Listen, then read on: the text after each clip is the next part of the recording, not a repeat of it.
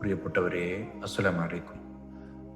പൊന്ന മുസ്തഫ സല്ലല്ലാഹു അലൈഹി വസല്ലം തങ്ങളെ മദീനത്തെ പള്ളിയിൽ പ്രിയപ്പെട്ട കൂട്ടുകാരോട് നിച്ചിരിക്കുകയാണ്.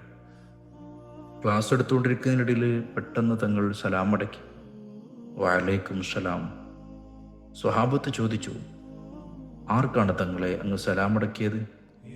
ഇപ്പം അങ്ങോടാരും സലാം പറയുന്നത് ഞങ്ങൾ കേട്ടിട്ടില്ലല്ലോ എന്ന്. മുത്തനബി സല്ലല്ലാഹു അലൈഹി വസല്ലം തങ്ങളുടെ എപ്പോഴും പുഞ്ചിരി തൂങ്ങുന്ന ആ വദനം മ്ലാനമായി, കണ്ണുകൾ സജലങ്ങളായി, മുഖം താഴ്ത്തിയിട്ട് തങ്ങൾ പതുക്കെ പറഞ്ഞു, എൻ്റെ ഹുബൈബ് യാത്രയായിരിക്കും.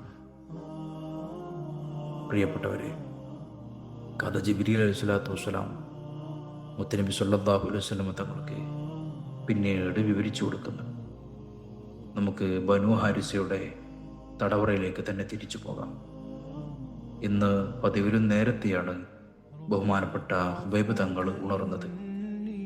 ഇന്നൊരു വലിയ യാത്രക്കൊരുങ്ങുകയാണ്. ഇന്നലെ തന്നെ ശരീരത്തിലെ രഹസ്യഭാഗങ്ങളിലുള്ള രോമങ്ങളെല്ലാം നീക്കം ചെയ്തു, നഖം മുറിച്ച് വൃത്തിയായിട്ടുണ്ട്. പടച്ചോനെ കണ്ടുമുട്ടാൻ പോവുകയാണ്. ശുഹദാഇൻ്റെ ആ ഒരു ഉയർന്ന മർത്തബയിലേക്ക് താനും പേര് ചേർക്കാൻ പോവുകയാണ്. അതിരില്ലാത്ത സന്തോഷത്തിലാണ് ഹുബൈബ് തങ്ങളുള്ളത്. ശത്രുക്കൾ വന്ന് അദ്ദേഹത്തെ ആ റൂമിൽ നിന്നും പുറത്തേക്കിറക്കി. കൈകാലുകളൊക്കെ ബന്ധിച്ച് തനഈമിലേക്ക് കൊണ്ടുപോയി. അവിടെയാണ് അദ്ദേഹത്തിന് വേണ്ടി കഴുമരം ഒരുക്കിയിട്ടുള്ളത്. അന്നേ വരെ അറബിയിൽ കഴുമരത്തിലേറ്റി ഒരാളെയും കൊന്ന ചരിത്രമില്ല.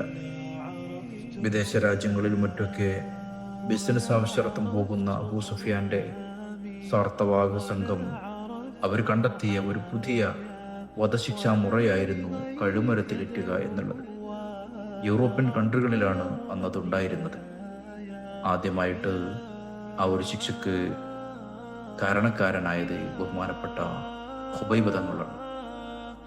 ഹുബൈബ് തങ്ങളോട് അവർ ചോദിക്കുന്നുണ്ട്, ഹുബൈബേ, അന്ത്യാഭിലാഷമായിട്ട് എന്തെങ്കിലും പറയാനുണ്ടോ?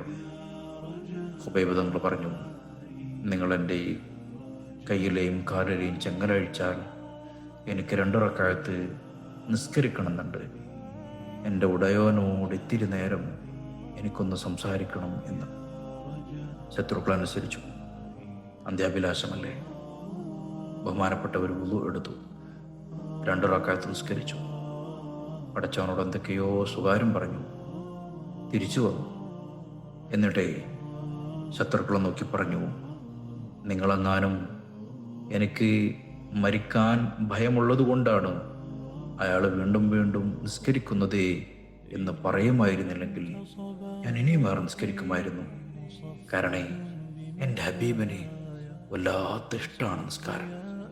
എനിക്കും അങ്ങനെ തന്നെയാണ്. നിസ്കാരത്തിൻ്റെ ലദ്ദത്ത് മറ്റൊന്നിനും കിട്ടില്ല.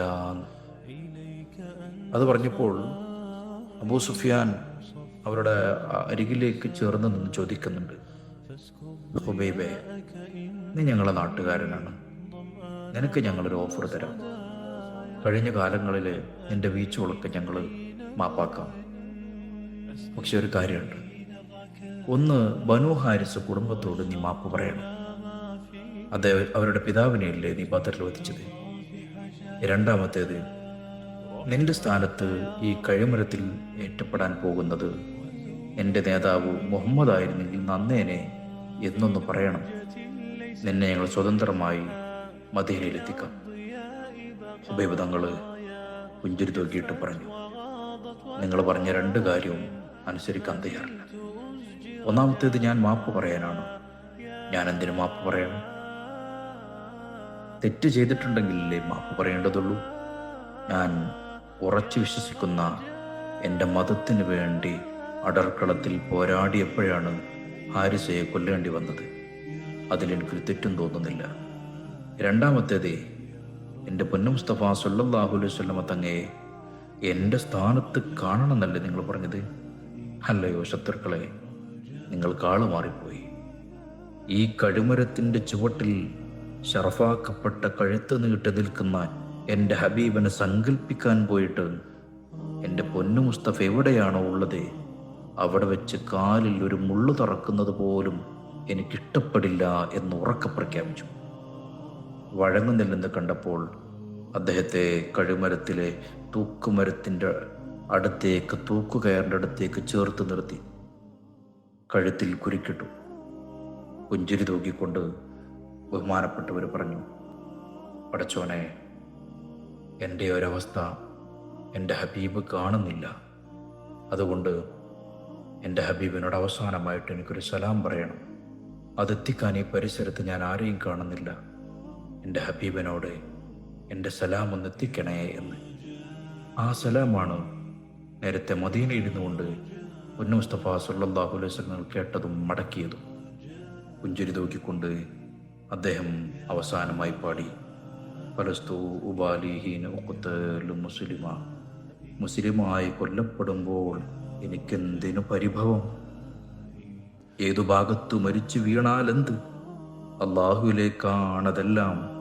അവനുദ്ദേശിച്ചാൽ ശിഥിലീകരിക്കപ്പെടുന്ന ഈ ജഡത്തിൻ്റെ ഓരോ നുറുങ്ങുകളിലും അനുഗ്രഹം വർഷിച്ചിടും.